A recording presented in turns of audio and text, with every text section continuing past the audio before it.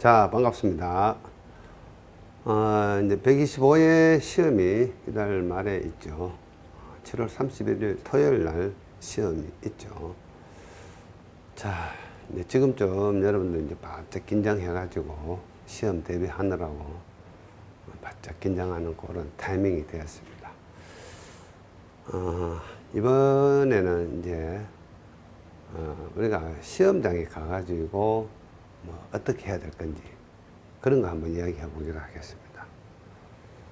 시험 치기 전에 며칠 전부터는 조금 체력 관리를 해야 되겠죠. 그동안 공부한다고 뭐 밤늦게 하셨는데 이제 좀 일찍 일어나는 습관 들이시고, 더군다나 가장 더운 7월입니다. 가장 더운 날씨에 또 우리 코로나 때문에 마스크까지 껴야 될 것 같고, 또 하루 종일 그 에어컨을 틀어놓고 에어컨 밑에서 시험을 치면은 체력이 많이 소진이 됩니다. 그리고 100분 시험을 4번 정도 400분 시험을 쳐야 되니까 아침부터 저녁 시간까지 긴 시간 동안 에어컨 밑에서 이제 시험을 쳐야 되기 때문에 체력 소모가 아마 많을 겁니다.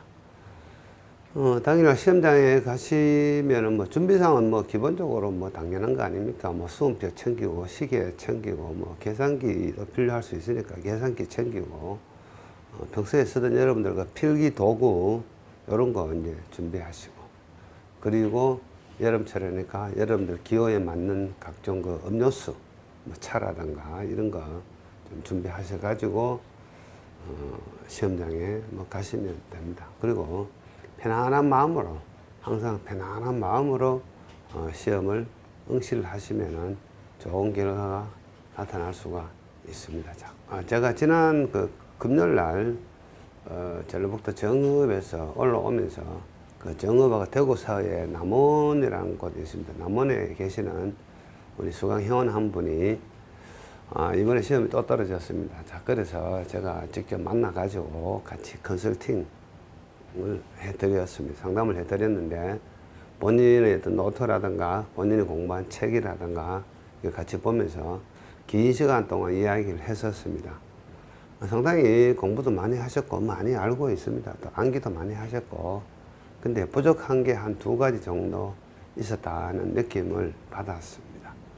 자, 그래서 여러분들 시험장에 가시면은 답안을 쓰실 때 중요한 것은 그 출제 지문의 그 의도를 잘 파악하셔야 되고, 두 번째는 모든 답은 여러분들이 기술자의 본능적인 개념, 본능적으로 답을 쓰셔야 됩니다. 즉, 반사적으로 질문을 딱 보고 반사적으로 답을 쭉 써내려가야 됩니다. 그래서 하나의 본능이 만들어져야 됩니다. 기술자의 본능. 자, 평소에 공부한 내용들이 본능적으로 여러분들 머릿속에 입력이 되어 있다가 시험 문제를 보고 본능적으로 막 출력을 하듯이 기술을 하셔야 됩니다. 그래야만이 좋은 답을 쓰실 수 있고, 그리고 논문은 필히 흐름이 필요합니다. 아주 매끄러운 흐름, 그 흐름이 꼭 필요하다고 생각하시면 되겠고, 자, 그리고 우리가 상식적으로 생각해도 어떻습니까?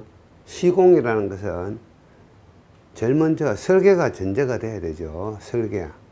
그 다음에 뭡니까? 시공하기 전에 우리는 또 뭘 해야 되죠?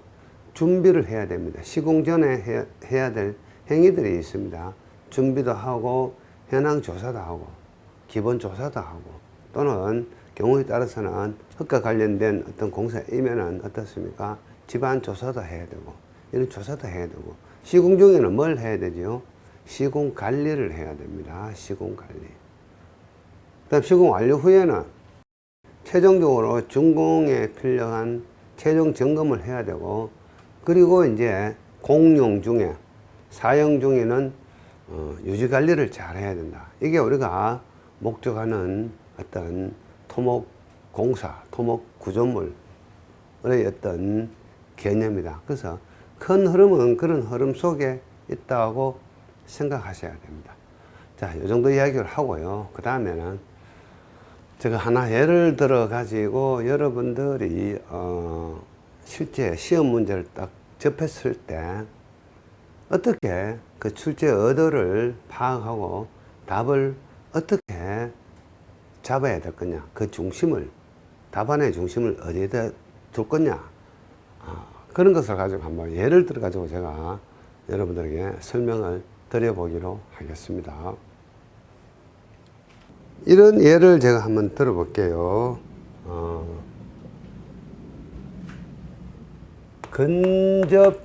근접시공이라는 타이틀을 가지고 한번 이야기를 해보기로 하겠습니다. 자, 제가 여기다가 그림을 좀 그려볼게요.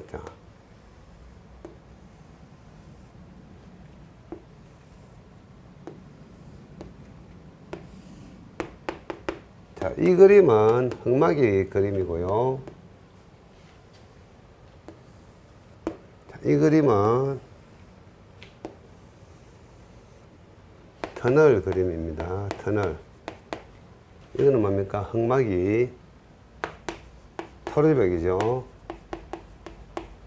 이 두 개의 어떤 구조물을 가지고 하나 예를 들어 보겠습니다. 근접시공.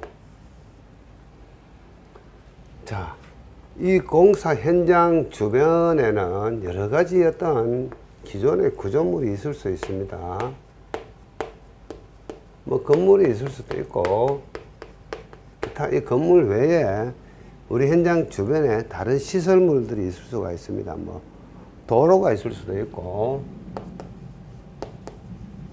뭐 철도가 있을 수도 있고, 뭐 교량이 있을 수도 있고, 옹벽이 있을 수도 있고, 여러 가지 있을 수가 있습니다. 또는 이 터널 공사를 한다. 그럼 터널 주변에 또 뭐 기존의 터널이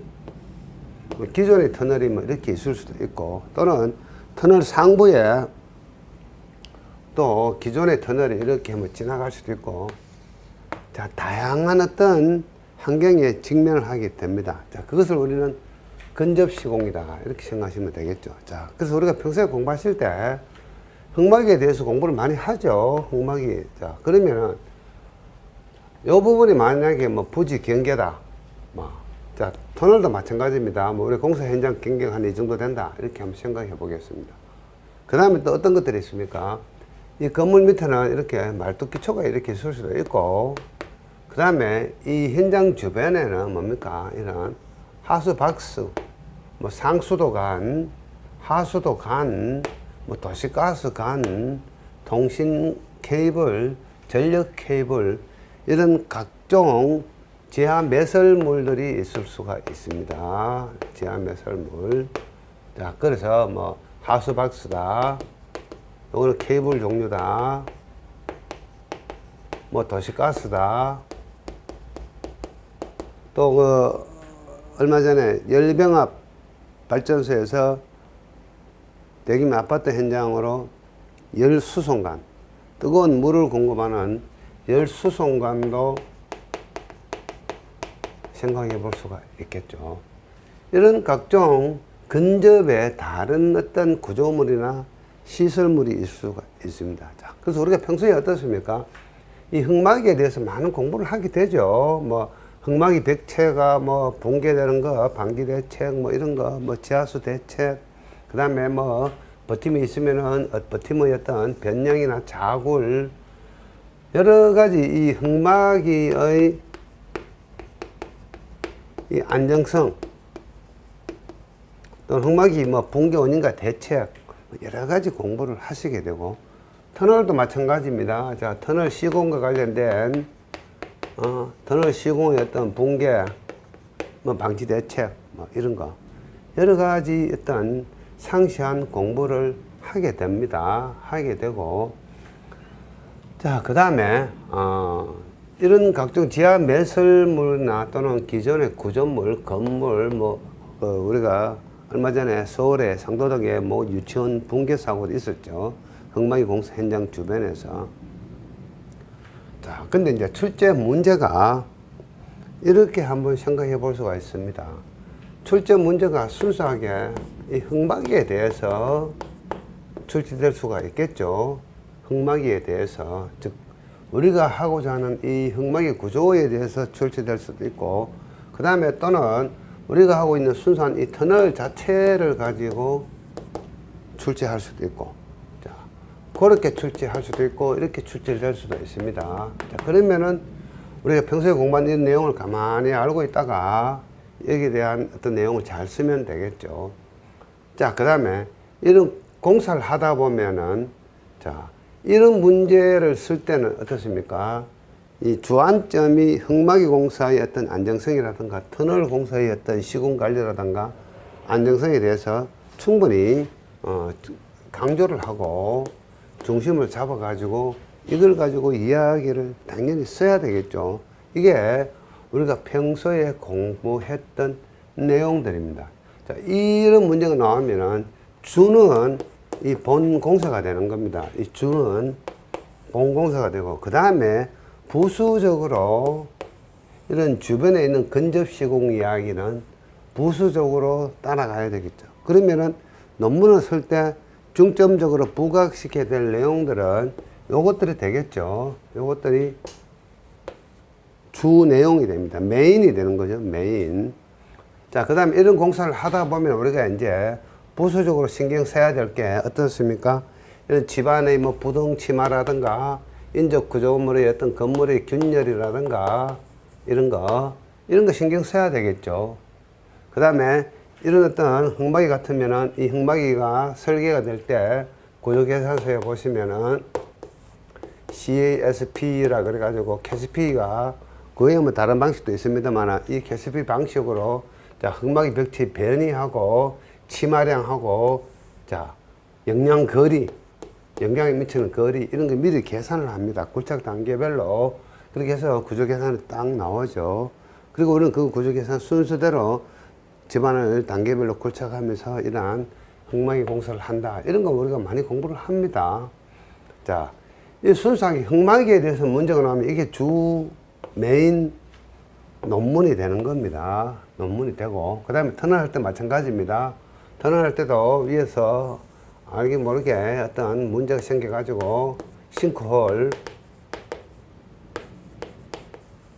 함몰 현상 이런 거 생기고, 흙막이 주변에도 마찬가지입니다. 이렇게 싱크홀 이런 거 생기고, 그 다음에 이런 공사를 하다 보면은 이 제한 매설물은 뭡니까? 이런 하수도관이나 자, 이런 것들이 어떻습니까? 측방으로 뭐 유동을 한다. 이런 내용들.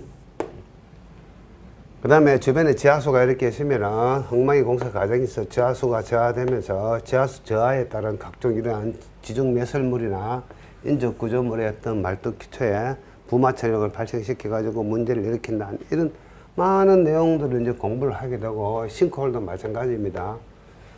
자, 이렇게 공부를 했는데 출제가 이 흙막이에 대해서 또는 터널에 대해서 나오면 당연히 이게 주가 돼야 되고, 자, 반면에 출제 문제가 뭐 열수송관에 대해서 문제가 나왔다.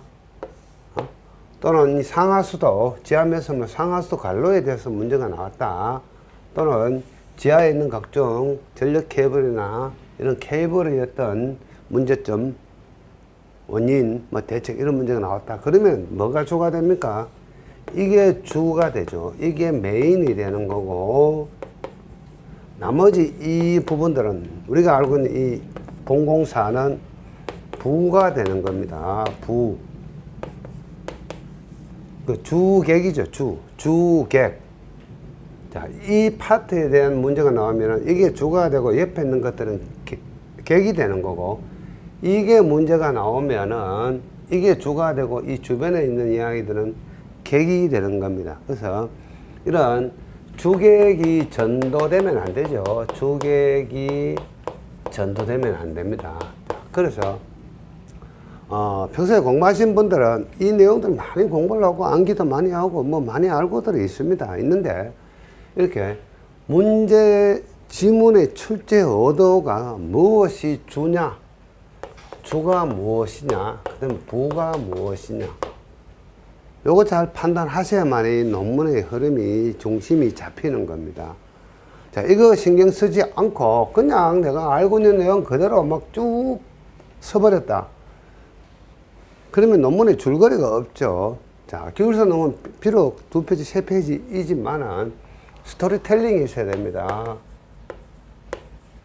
STORY 스토리텔링. 스토리텔링을 여러분들이 할 수 있어야 됩니다. 그래야만이 채점위원들이 봤을 때 시작부터 끝까지 매끄럽게 부드럽게 이 논문을 읽어보고 채점하시는 분 머리도 시원하고 깨끗해지는 겁니다. 그리고 이제 인정을 해주는 거죠. 아, 이 사람 제대로 공부를 해서 제대로 썼구나. 이렇게 해야 되는 거지. 여러분들이 그 암기한 약자라든가 다 평소에 공부하시는 그 답안 템플릿 있죠. 뭐 네모 그리고 마름모꼴 그리고 뭐 이상한 기법을 동원하는 거. 거기에 신경이 서여가지고 거기에 꽂혀버리면은 이런 흐름을 여러분들 탈 수가 없습니다. 그래서 암기 위주로 하셨다든가, 뭐 암기도 당연히 필요합니다. 그 다음에 기법이나 기교, 이거 당연히 필요한데, 이게 주가 되어서는 안 된다는 이야기죠. 여기 너무 꽂혀버리면은 이런 어떤 그 흐름을 잊어버리게 되는 거죠. 그러한 부분에 너무 막 꽂혀서 이야기를 하다 보면은 이런 큰 흐름을 잊어버린다. 가장 중요한 것은 이 답안 템플릿, 뭐 암기한 내용 좀 몰라도 됩니다. 이런 큰 흐름을 타야 되고, 그 다음에 무엇이 출제 지문의 주인지, 메인인지, 무엇이 부인지, 요거 여러분들 잘 판단하셔야 됩니다. 그래야만이 멋진 논문을 쓰실 수가 있다. 이렇게 생각하시면 되겠습니다. 자, 그래가지고, 이번에는 제가 길게 이야기할 수도 있지만, 여러분들 길게 하면 이 유튜브 방송 안 듣습니다. 그래서 제가 짧게 여러분에게 말씀을 드렸는데, 이번에 시험을 치러 가시면은 지난번 떨어졌다고 실망하지 말고, 제가 말씀드린 요 포인트를 한번 생각해 보십시오. 출제 지문을 읽어보고, 이 지문이 무엇을 요구하는지, 그걸 꼭 생각하셔야 됩니다. 그래서 제가 그분하고 같이 한 3시간 이상 같이 이야기하면서 제 나름 진단을 해봤습니다. 그분이 요게 좀 부족했고 마음이 급하니까 자기가 알고 있는 거 뭐 순서 없이 그냥 막 답안지에다가 갈긴 거죠. 아, 이게 생각난다, 멋지다 하고 막 썼는데 제가 쭉 들어보니까 출제 지문의 본 의도하고 그게 맞아 들어가지 않았겠구나 하는 생각이 들더라고요. 그래서 여러분들 시험장에 가시면 항상 답안은 어떻게 한다고요? 본능적으로 써야 됩니다. 본능적으로. 그 다음에 반사적으로 써야 됩니다. 그 다음에 출제 지문의 의도를 잘 파악을 해야 되고, 메인이 무엇냐, 부가 뭐냐, 주객이 전도되면 안 됩니다. 똑같은 내용이라도 출제 지문이 본공사가 질문일 수가 있고, 또는 그 주변에 있는 근접시공, 근접시공이 주 출제 문제일 수도 있습니다. 그러면은 근접시공의 내용은 메인 논문이 되는 거고, 본공사하고 있는 이 내용들은 뭡니까? 서브, 부수적인 내용이 된다. 이렇게 해서 평소에 여러분들이 공부한 내용에 대해서 가감을 하실 수 있어야 됩니다. 좀 느리거나 줄이거나 이렇게 포인트를 잘 잡아가지고 중심 잡기를 잘 해야만이 채점위원들이 봤을 때 아주 매끄럽고 편안한 논문이 된다. 이렇게 생각하시면 될 것 같습니다. 자, 또 이번 시험 꼭 합격하시고요. 자, 또 시험이 끝나고 나면은 또 제가 기술서와 관련된 이런 다른 또 이야기를 가지고 같이 여러분들과 같이 한번 이야기를 해보기로 하겠습니다. 자, 다음 시간에 또 뵙겠습니다.